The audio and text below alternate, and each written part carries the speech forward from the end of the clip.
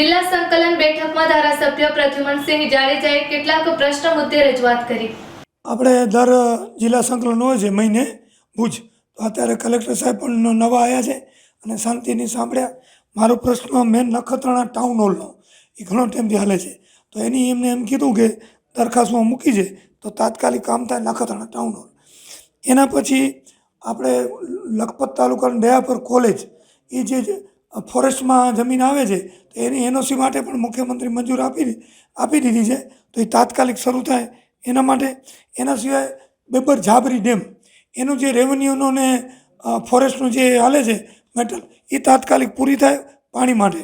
પછી એના સિવાય ધાવડાનો 6 નંબર હકપત્ર એ તલાટીએ ગુમ કરેલો કઈ રીતે છે, ઘણા વર્ષ થયા, 10-15 વર્ષ થયા, તો એ જે રેગ્યુલર છે 7-12 બેંકમાંથી કાઢે, જીપીમાંથી કઢાવીને અને જેના નામ રેગ્યુલર છે એ એનું નોંધણી કરવામાં આવે, જેનાથી એને ખેડૂતને લોન લેવી હોય કે બીજું એ કામ શરૂ થાય. એના સિવાય નખત્રાણા બાયપાસ છે એ 5 વર્ષથી પાસ થઈ ગયો છે, હજી એનું કામ શરૂ નથી થયું, તો એના માટે પ્રશ્ન હતો.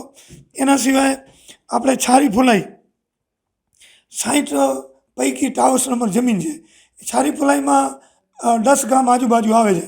એનામાં અત્યારે કંપની સરકારી છે, એને જમીન બધી પાસ કરવા અમે ભેગા હતા કે ભાઈ એની કંપનીને મળે, પણ એને એવું કર્યું છે બધા ગામને અંધારા રાખીને બધાને ગામનો અમુક ભાગ અંદર લઈ લીધા, સ્મશાન અંદર લઈ લીધા, બધી મસ્જિદું, પશુપાલક મોટો વિસ્તાર છે એના વાડા એ બધા અંદર લઈ, તો એનો ગામ લોકો બધાનો વિરોધ છે અને અમારો પણ વિરોધ છે કે ફરી રીસર્વે થાય અને જમીન ઘણી છે એમાં, જમીનથી ગામને અડચણ ન થાય એ રીતે રીસર્વે કરી અને જમીનની માપણી કરે. એના સિવાય ખેડૂતને જ્યારે નુકસાન થાય છે વરસાદમાં ગયો તો કેટલા ટકા ઓછામાં ઓછું નુકસાન હોય તો મળી શકે એના માટે હતું. એના સિવાય આપણે જે પુલિયા કે અમુક કામ ચાલુ છે એ ચોમાસા પહેલાં તાત્કાલિક શરૂ થાય. માતાનો મઢ જે મેન ગેટ છે 50 કરોડ રૂપિયા સરકારે પાસ કર્યા, બધું કામ થઈ ગયું. માતાનો મઢ મેન ગેટ નવો થયો, એના બાજુમાં એક દુકાન બનાવી છે, એને લીધી છે રહેણાંક માટે પાસ કરાયા હતા પ્લોટ, અને અત્યારે દુકાનો બનાવે છે, તો એનામાં ચોટીલા, અંબાજી, દ્વારકા બધે સંપાદન કરે છે, એ રીતે સંપાદન કરીને ગેટની બાજુમાં દુકાન થવી ન જોઈએ, એ રજૂઆત હતી. એના સિવાય જે આપણે અત્યારે ઘઉંની ખરીદી કેન્દ્ર અબડાસામાં ચાલુ છે એના માટે ભારદાન નથી, એના માટે ખેડૂત હેરાન થાય કારણ કે ભારદાન આવે તો એ ભરાય, તો એ રજૂઆત હતી.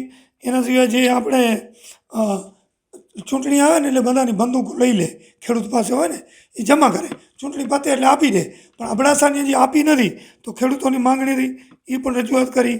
એના સિવાય જે આપણે બાવરિયા છે જે કાપે છે એ ભારતીય જનતા પાર્ટી સરકાર આવ્યા પછી છૂટ દીધી, બધા રોજીરોટી મળે, પણ એ બાવરિયા કાપીને જે ઝાંખરા એમને ફેંકી દે એના લીધે ગાયું ભેંસો હાલી નથી શકતી. એ ઝાંખરા તણાઈને પુલિયામાં ભરાય, પુલિયા તૂટે તો એ ઝાંખરાને આપણે સળગાવવામાં આવે.